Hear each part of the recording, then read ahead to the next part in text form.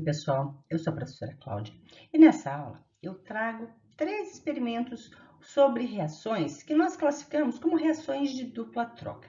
Então, são reações que formam substâncias com cores intensas e formam precipitados. Então, nós vamos aprender a equacionar essas reações e a identificar quem são os precipitados. Vamos lá? Então, as nossas reações, elas sempre são feitas em solução aquosa. Tá? E uma reação bastante interessante, nós temos aqui, ó, o cloreto férrico, ou cloreto de ferro 3, que ele reage com ferrocianeto de potássio, formando o que nós chamamos de azul da Prússia, que é esse precipitado aí de um azul intenso. Uma outra reação bastante utilizada para a identificação de ferro 3 é quando a gente reage o tiocianato de potássio em solução aquosa com o cloreto de ferro 3. Você pode fazer esse teste com outras substâncias para descobrir se tem ferro 3 dissolvido. Se formar essa cor intensa de vermelho aí, meio sangue, é porque existe a presença de ferro 3 no meio reacional. E uma outra reação, ó, é o nitrato de prata, dissolvido em água, com iodeto de potássio, dissolvido em água. O precipitado que se forma é um precipitado amarelinho, que é o iodeto de prata, tá? Então, a mudança de cor e a formação de precipitado é uma evidência bastante importante na identificação de reações químicas.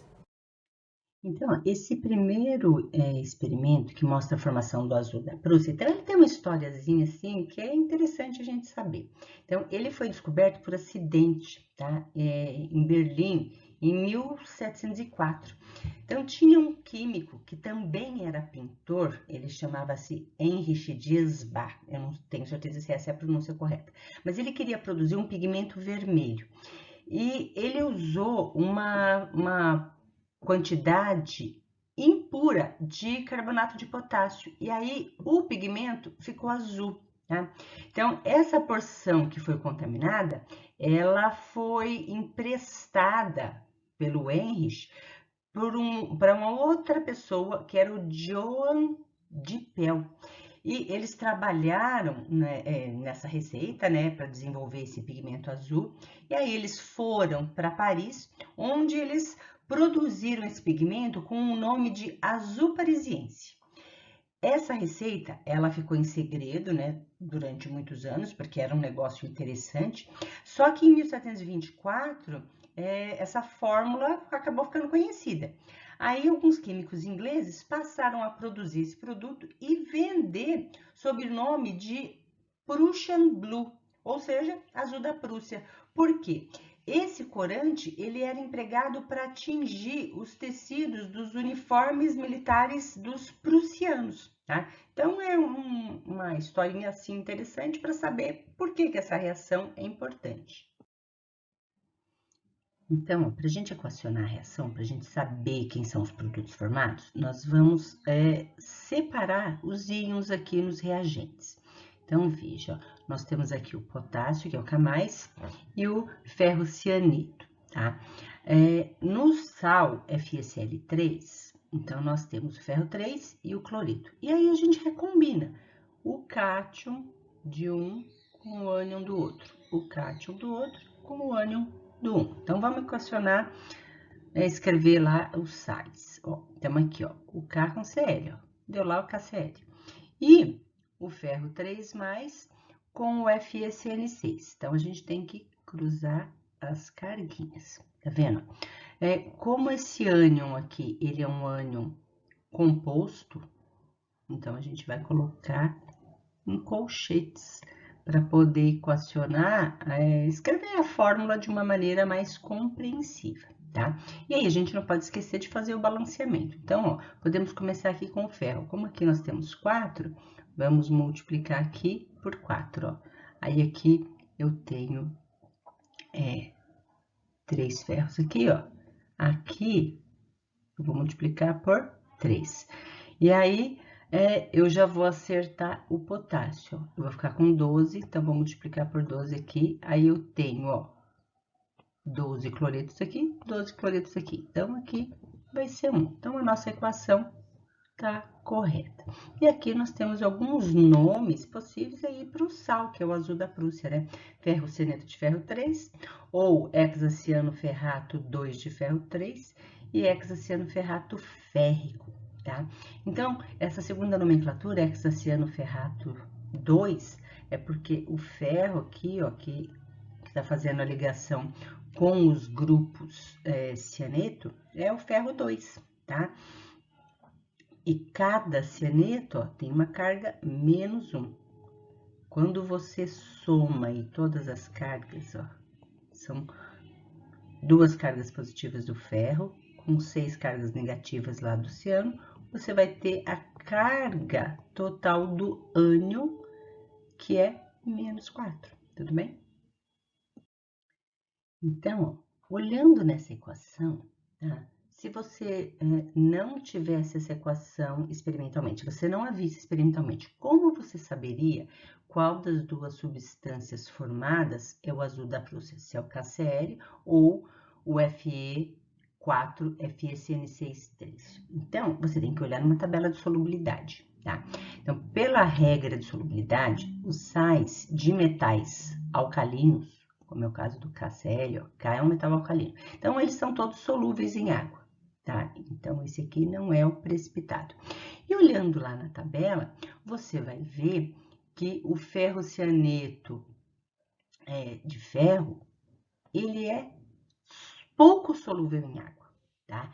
Então, ele é o nosso precipitado, tá? Então, como é que a gente faz para obter esse precipitado, esse sólido lá no laboratório? Então, depois nós misturamos ali no tubo de ensaio, né, a solução de cloreto férrico com um pouquinho de água, né? Aí a gente adiciona lá a mesma quantidade do ferrocianeto de potássio. Aí depois a gente filtra e lava com água destilada e coloca lá na estufa para secar. E aí a gente vai conseguir esse precipitado azul aqui, lindo, desse jeito, tá? Então, você não pode esquecer que para saber quem é o precipitado na equação, você precisa consultar a tabela de solubilidade, tudo bem? Então, para a gente equacionar a reação, para saber quem são os produtos formados, então, mais uma vez, vamos separar os reagentes em íons. Então, vamos lá. FeCl3.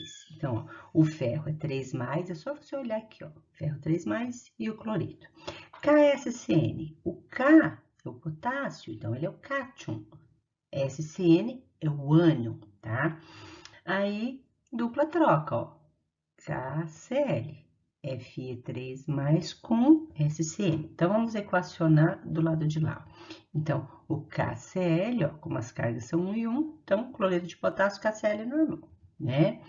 E aqui, ó, o ferro 3+, ó, vem para cá, o tiocianato 1-, tá? Então, vem para cá. Por que que eu coloquei ali entre colchetes? Porque SCN é um ânion composto.